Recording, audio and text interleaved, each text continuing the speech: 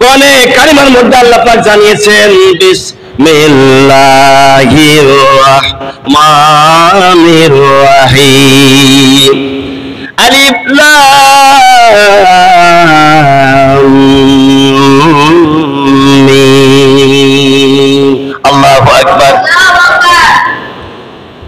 আলিফ লাম মিম এই আয়াতের অর্থ কোন তাফসীর কারো, কোন মুফাসসির, কোন আলেম ওলামা করতে পারি নাই। মনে রাখবেন কথাটি, আলিফ আর লাম আর মিম তিনটা হরফ মিলে একটি আয়াত। এই আয়াতের তাফসীর কোন আলেম ওলামা মুফতি মুহাদ্দিস করতে পারি নাই, এমনকি কোন সাহাবায়ে কেরামের তাফসীর করতে পারি নাই। এই আয়াতের অর্থ কি? আমার আল্লাহ রাব্বুল আলামিন তিনি ভালো জানেন আলিফ লাম মিম এর অর্থ কি হবে। যেমন ইয়াসিন, ত, কফ, হা, আইন, সদ, এগুলি এক একটা যেগুলি অক্ষরগুলি বললাম এগুলি কিন্তু এক একটা আয়াত, এক অক্ষরে একটা করে আয়াত। এই আয়াতের দেওয়ার উদ্দেশ্য আমার আল্লাহ যে আছে তাকে খণ্ডন করতে দুনিয়ার মানুষ পারবে না। তিনি যে আয়াতের অর্থ রেখে দিয়েছেন এই আয়াতের অর্থ কোনো ব্যক্তি পৃথিবীতে পারি নাই। আল্লাহ আলাম, তার রাসূল এর অর্থ ভালো জানেন। সুতরাং মুফাসসিরে কেরাম মুফাসসিরগণ এই কথা শুধু বলেছেন আলিফ লাম আর মিম তিন অক্ষরের ব্যাখ্যা এতটুকু করেছেন, আলিফতে আল্লাহ, লামতে জিবরাইল ফেরেশতা, মিমতে মুহাম্মাদুর রাসূলুল্লাহ। মুখের মধ্যে রাখি দেন, বলেন সাল্লাল্লাহু আলাইহি ওয়াসাল্লাম। এই তিনটা ব্যাখ্যা করেছেন যেন আলিফতে আল্লাহ, লামতে জিবরাইল, মিমতে মুহাম্মদ সাল্লাল্লাহু আলাইহি ওয়াসাল্লাম। তার মানে হলো এই আলিফতে আল্লাহ, আল্লাহর কাছ থেকে জিবরাইল ফেরেশতা এই কোরআন নিয়ে আসছে, আনার পরে মিমতে মুহাম্মদ সাল্লাল্লাহু আলাইহি সাল্লাম নবীজির কাছে এনে তিনি দিয়েছেন, আর আল্লাহর নবী সংরক্ষণ করেছেন।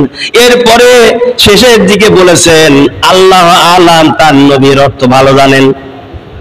ব্যাখ্যা করার পরেও আবার বলতেছে কি আল্লাহ তার নবীর অর্থ ভালো জানেন। তার মানে আলিফ লাম মিমের অর্থ কোনো আলেম ওলামা, কোনো মুহাদ্দিস মুন্সি মুফতি সাহেব পারবে না, কিয়ামত হয়ে গেল পারবে না, মনে রাখবেন এর অর্থ করতে।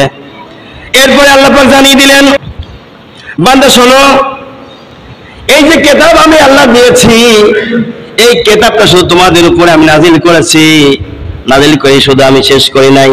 এই কিতাব আমি একটা মেসেজ দিয়েছি, মেসেজটুকু পড়ে পড়ে দেখো কি অবস্থা, কি লেখা রয়েছে। আপনার কাছে আমার একটা প্রশ্ন, পাবনা সদর থানা থেকে যদি পুলিশ সুপার কিংবা এসপি সাহেব একটা চিঠি লেখে আপনার বাড়িতে, যে চিঠিটা আপনার গ্রামের লোক পড়তে পারে না, ইংরেজিতে লেখা রয়েছে বা আরবিতে লেখা রয়েছে, আরবি বা ইংরেজি গ্রামের লোক পড়তে পারে না, আপনার কাছে আসছে, পিয়ন এসে বলে দিয়ে গেল থানা থেকে আপনার কাছে এই মেসেজটা দেওয়া হয়েছে আপনার নামে। এখন আপনার কাছে আমার প্রশ্ন, যখন আপনার কাছে চিঠি আসবে, আসার পরে চিঠি তো পড়তে পারলেন না, আপনার ভিতরে টেনশন ভোগ করবে না, দুশ্চিন্তা হবে না? কি চিন্তা হবে কি হবে না? চিন্তা হবে। কেন হবে? কি লেখলো, কি কারণে, কি বা হলো, কি অন্যায় করলাম আমি, এই চিন্তা পেরেশানিতে সব সময় থাকবেন আপনি, না থাকবেন না? অবশ্যই আপনি থাকবেন।